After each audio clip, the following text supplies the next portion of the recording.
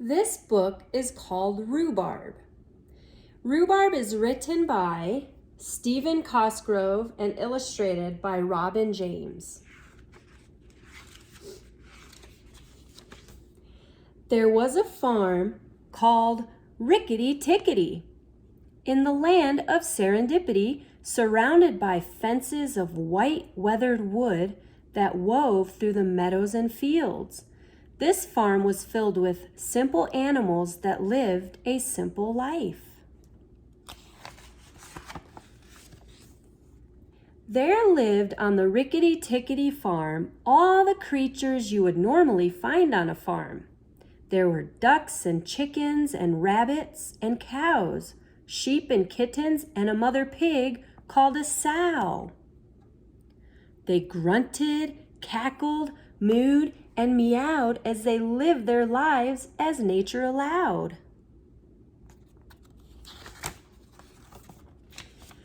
There also lived at Rickety Tickety a delightfully fuzzy little puppy. She was cute, she was cuddly, she was all those things that make you smile when you think of words like fluffy or friendly or furry. Most of all, she was just a tiny tail-wagging puppy who would just as soon lick you on the nose as say, "Good morning." Her name was Rhubarb, but all of her friends called her Ruby, for she shined like a sparkling jewel.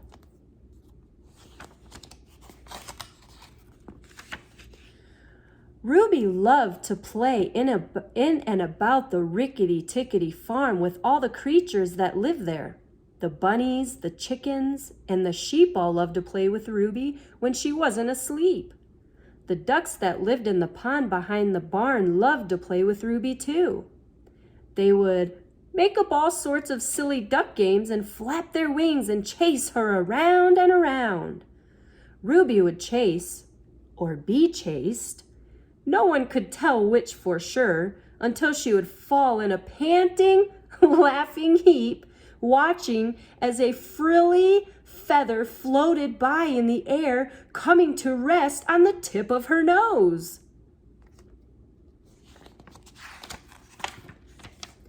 When she wasn't with the ducks, she could be found running about in the meadow with the sheep.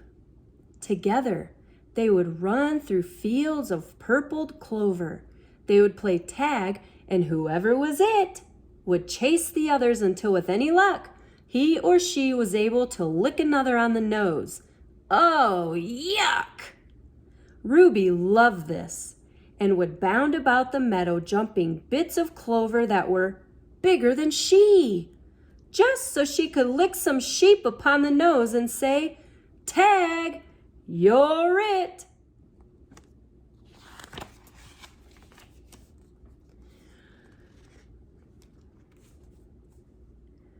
Ruby would even play with the pigs in the pen.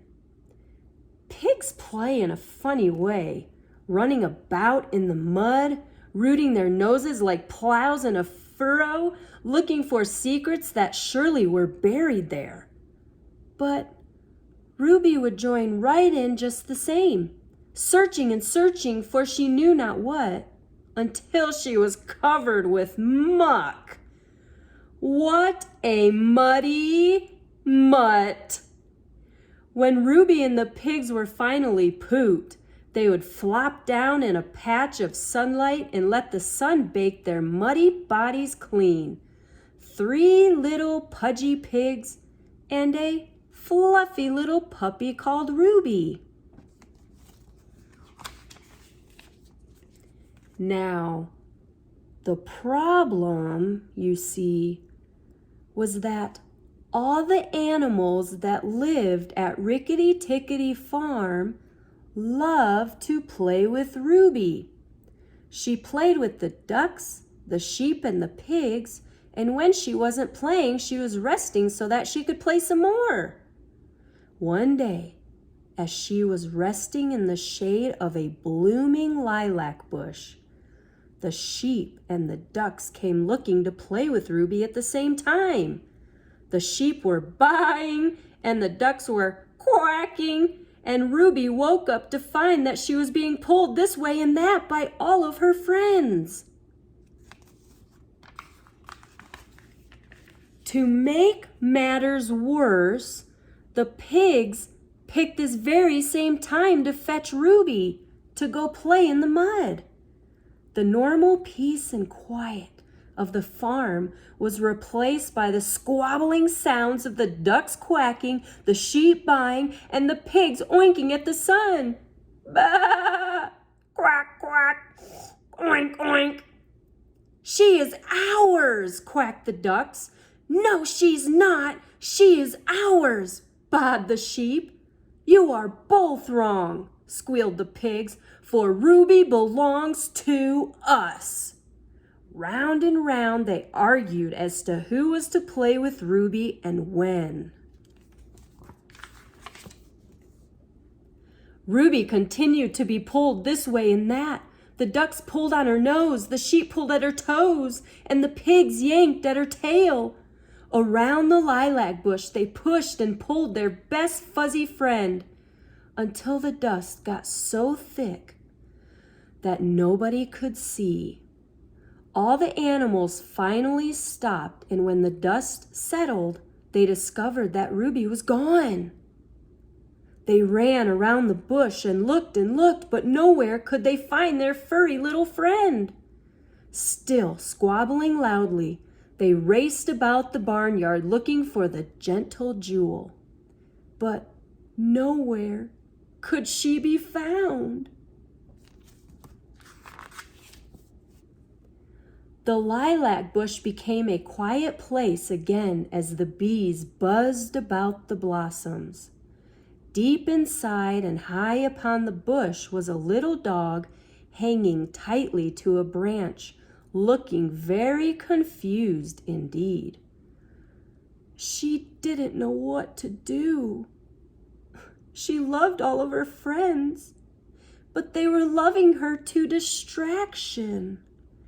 She was nearly scared out of her wits, and the bush, as a voice called out from the branches in a slow, gentle drawl, "What ya doing?" Ruby spun her head and gripped the branch even tighter, and there she saw, hanging upside down from a nearby branch, a possum. "Well," she said as she scrambled up to where he hung, "my friends, the other barnyard animals, all want me to play, and they're pulling me this way and that. I climbed the lilac bush to find some peace and quiet." "Yep," said the possum, "and quiet you might have found, except your friends are back." Sure enough, the barnyard critters had heard Ruby in the bush and had come racing from all points of the farm. The ducks, the pigs, and the sheep all raced around the tree calling for Ruby to come down and play. "She is ours," quacked the ducks. "No, she's not. She is ours," baaed the sheep. "You are both wrong," squealed the pigs, "for Ruby belongs to us." They argued and argued as to who was to play with Ruby and when. "Ahem," interrupted the possum. "What are you speaking of?" The farm animals were miffed at the interruption, but answered, "Why, Ruby, of course. She is our friend." "Ah," said the possum, "but a friend doesn't belong to anyone. Friendship is not something you own. Friendship is something you share. To have a friend, you must be a friend. There is no other way." So, from that day forward, the animals that lived at Rickety Tickety Farm shared their friendship and Ruby with all. She would play with the ducks, the sheep and the pigs, and when she was tired, she would share a cup of tea with the possum in a tree.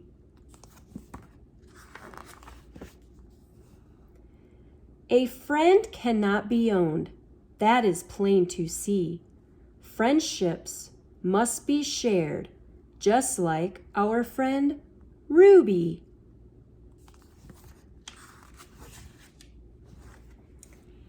I hope you enjoyed Rhubarb.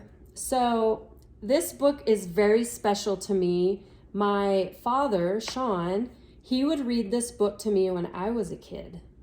So I wanted to share it with you because this is my favorite book.